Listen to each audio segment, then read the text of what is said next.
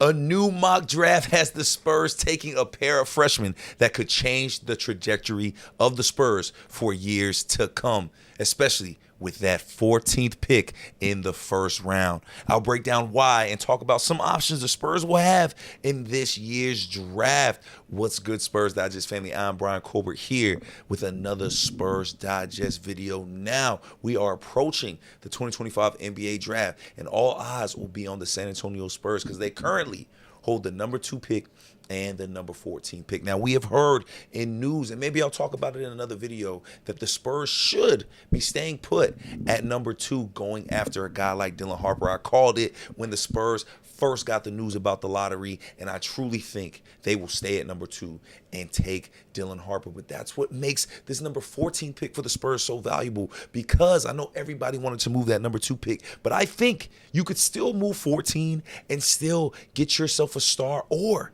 stay at 14 and get yourself a player to play alongside Wemby and company for the future. And that is what this new mock draft by The Score has said the Spurs will do. They don't have the Spurs trading out at number 14. They have the Spurs taking one of the best defensive freshmen in college basketball, and that is no other than Asa Newell. They have the Spurs taking Asa Newell out of Georgia, the freshman, at 14th. Now, this kid can ball, averaging 15.4 points a game, 6.9 rebounds, and a block.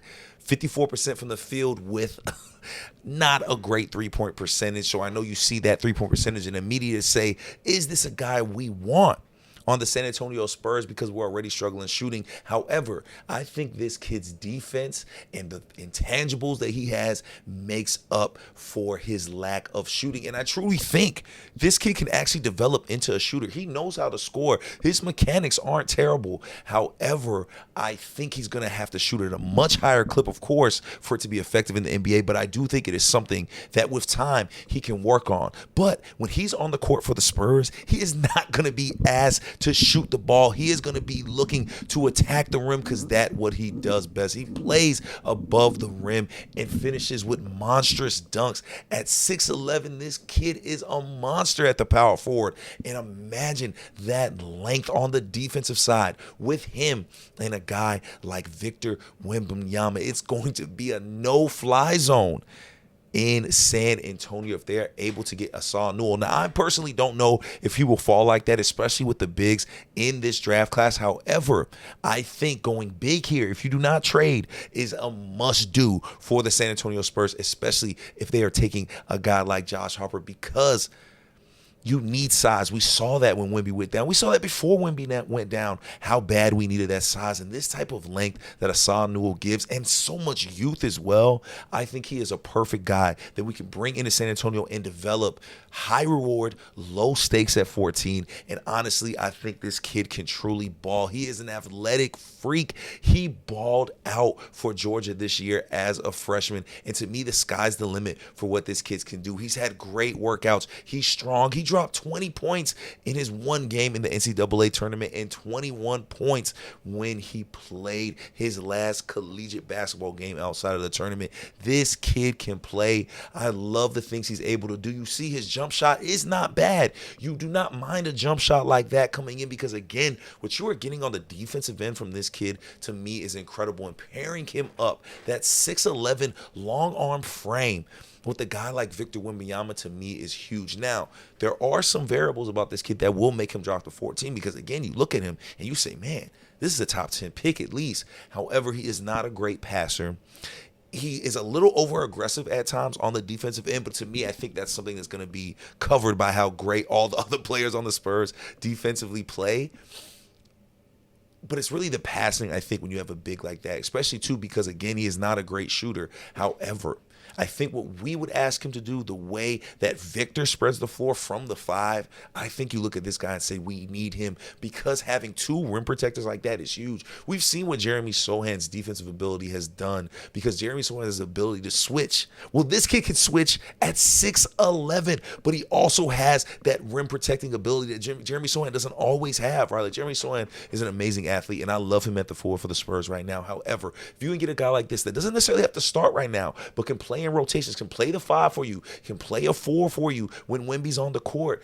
This makes the Spurs extremely versatile because, again, Asa Newell is a kid that knows how to switch on the perimeter. And to me, it's such a big thing in this NBA to have a guy that's switchable. But you really don't get a guy this size that is switchable like that. So to me, I love it. Look at a Derek Lively, who's about like 7'1", 7'2". He's a really big guy, but he is able to switch it sometimes. To me, I think Asa Newell is even better in that regard, but he still rebounds. He still hustles. He plays tremendous defense. And again, he just knows how to finish at the rim. He gives that grit and ugliness you want from your San Antonio Spurs. He gives this that little extra oomph when he takes it to the hoop. And to me, this is a guy that plays hard and is going to play that Spurs style of basketball. Again, I think he has to clean up some of the mental errors, right? 4 turnovers in the NCAA tournament. He gets a little too aggressive. However, when you're that explosive, when you're that well of an athlete and you're asked to do a lot of things, which he was asked to do a lot at Georgia. He was asked to do a lot as a freshman.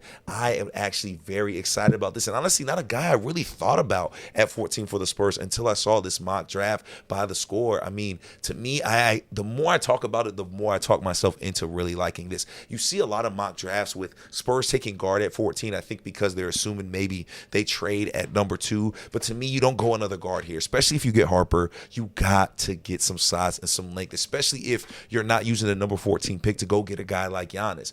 And, you know, that leads me to a great point about the Spurs. As much as I love a guy like Asa Newell, as much as I love some of these other prospects, which we will talk about leading up to this draft, I'll promise you this is my favorite time of year when it comes to the NBA. But as much as I love this draft class, I still look at this number 14 pick and say, okay, that's where you go trade for a star. I've seen so much conversation about using that number 2 pick and packaging all of these guys to get the contract, like even that we need for Giannis. I'm just not in love with it. I'm not in love with what I have to give up on top of that number 2 pick, especially with a guy like Josh Harper, who possibly could be a transcendent talent in the NBA. And even with Fox, even with Castle, we talked as soon as the season ended about possibly adding some guard depth to the Spurs. I love what Harper brings, and I love his upside. So I don't want to use that number 2 pick to go get an aging veteran, somebody that I think can help us win. But number 14, then you package Dev, then you package a Keldon, then you package these other youthful young guys that I believe do have bright futures in this NBA. I'm better with that. Number 2, I don't really know because, I asked some of the guys on Spurs Digest, in our little group chat, and I said, does Giannis, and I want to hear it from the fans too. Like, I really want y'all to think about this. You add Giannis, you get rid of what you have to get rid of to get him. Are the Spurs a favorite in the West? Are the Spurs a favorite to be in the Western Conference Finals in the West with how it is now? I don't know. I don't know if the Spurs are better than Minnesota. I don't know if the Spurs are better than OKC with a Giannis. I am not truly sure. Granted, you can go get Giannis, you go get him. However, I do think the Spurs can get him with that number 14 pick. So again, I love Asa Newell. I love the guys that we're going to be talking about in the future. However, I do want to put it on wax, put it on the record. I do think that number 14 pick should be used to go get another star to play with Wemby, Castle, and Fox. Because to me, that's your core right there. Those are your untouchables.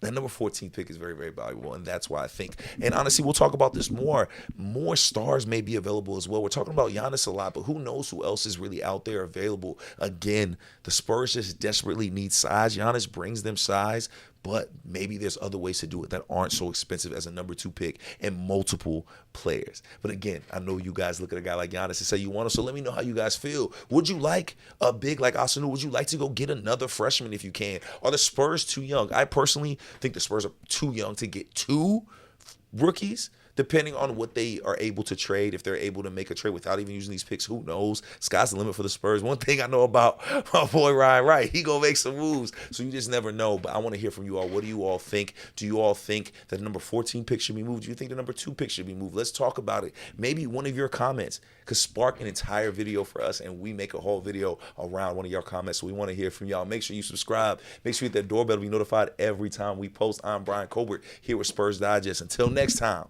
I'm out.